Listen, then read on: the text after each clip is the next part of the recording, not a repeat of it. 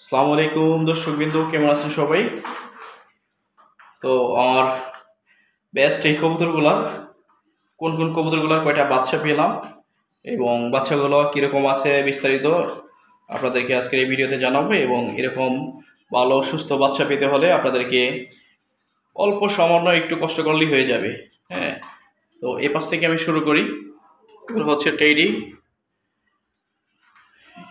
ওদের হচ্ছে একটা বাচ্চা এবার পেয়েছি, তো অনেক সুস্থ এবং পরিপক্ক বাচ্চারা হয়েছে।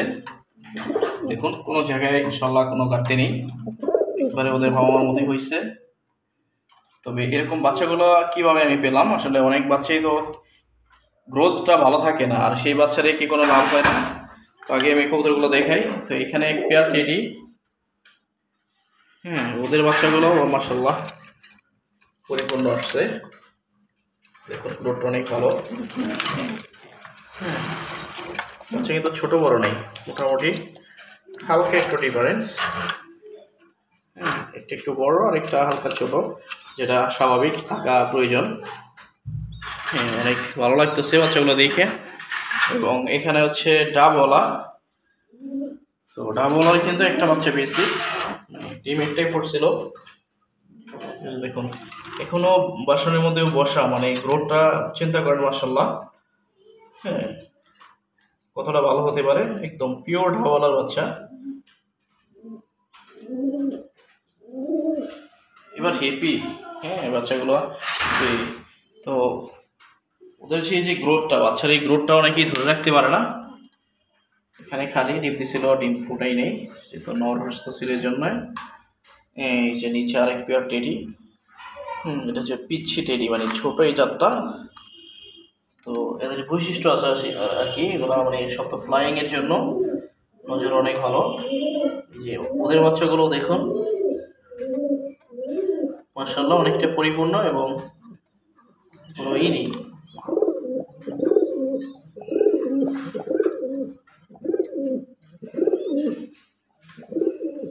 মাশাআল্লাহ অনেক ভালো।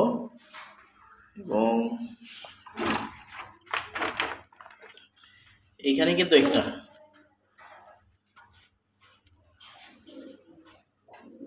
আর এটার জাতটা জানি না কি হবে, আলিওলা এবং হচ্ছে শিয়ালকটি দিয়ে করস। তো এই অবস্থা যা দেখতে পাচ্ছি, ও হচ্ছে শিয়ালকুটির দিকে যাবে বাচ্চাটা, আলিওলা হবে না। যাই হোক, এটা কোনো ব্যাটার না, তবে গ্রোথটা দেখুন। তো এরকম ভালো এবং ভালো গ্রোথের বাচ্চাগুলো পেতে হলে আপনাদেরকে যা করতে হবে, অ্যাকচুয়ালি সুস্থ কবুতর দিয়ে বাচ্চা তৈরি করতে হবে। সুস্থ কবুতর দিয়ে ব্রিডিং করাতে হবে।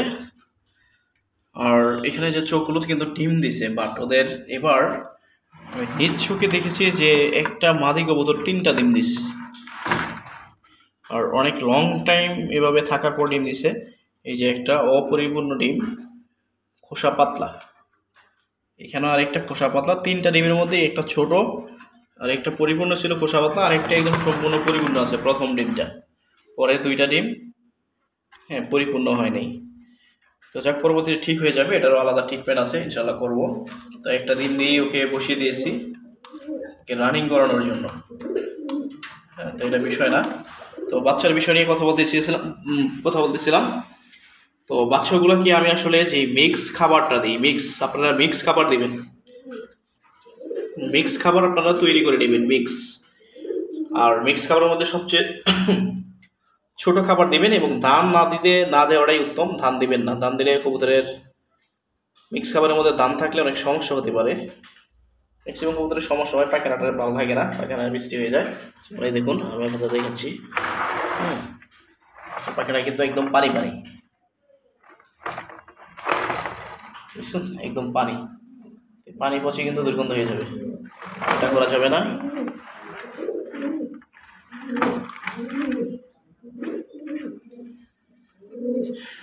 ঠিক আছে, ধান থাকার কারণে তো আমি ধান এবার বাদ দিয়ে দিয়েছি, মিক্স খাবারে এবার ধান বাদ দিয়ে দিয়েছি, নতুন করে মিক্স খাবার তৈরি করেছি। তো আপনারা আপনাদের মতো মিক্স খাবার তৈরি করে নেবেন। আসলে যেহেতু এটা বাচ্চা কবুতরের জন্য যে খাবারটা ভালো বা একটু দামে কম আপনি দিয়ে দিবেন। ফ্লাইং এর জন্য আলাদা, ওটা হচ্ছে পরিমাণ মতো সবকিছু দিতে হয়। হ্যাঁ, তো ফ্লাইং এর জন্য যদি কেউ মিক্স খাবারের তালিকা চান অবশ্য ভিডিও আকারে চ্যানেলটিতে দেওয়া আছে, যদি আবার চান ভিডিও করে দিতে পারবো ইনশাআল্লাহ, কোনো সমস্যা নেই। আর বাচ্চাদের জন্য যে খাবারগুলো বাচ্চারা খায় বা এই বাচ্চা কবুতরের বাবা মা যে খাবারগুলো সবচেয়ে বেশি পছন্দ হয় এবং যে খাবারগুলো খুব সহজে হজম হয়ে যায়, যেমন তিসি, বাজরা, হ্যাঁ, মুগ ডাল আছে, ভুট্টা ভাঙা আছে, এই জাতীয় খাবারগুলো সবচেয়ে বেশি দিবে। তো তিসি এবং চীনা দিতে পারেন, ওগুলো অনেক ছোট পরিমাণে বেশি খাবে, বাচ্চারাও বেশি খাওয়াবে এবং পরিপূর্ণ হবে বাচ্চা। তো দর্শক ভালো থাকবেন। আসসালামু আলাইকুম ওয়া রাহমাতুল্লাহি ওয়া বারাকাতুহু। আজকে এই পর্যন্তই, পরবর্তীতে আবার নতুন কোনো ভিডিও নিয়ে হাজির হবো ইনশাআল্লাহ। তো শেষ পর্যন্ত ভিডিওটা দেখার জন্য ধন্যবাদ। আল্লাহ হাফিজ।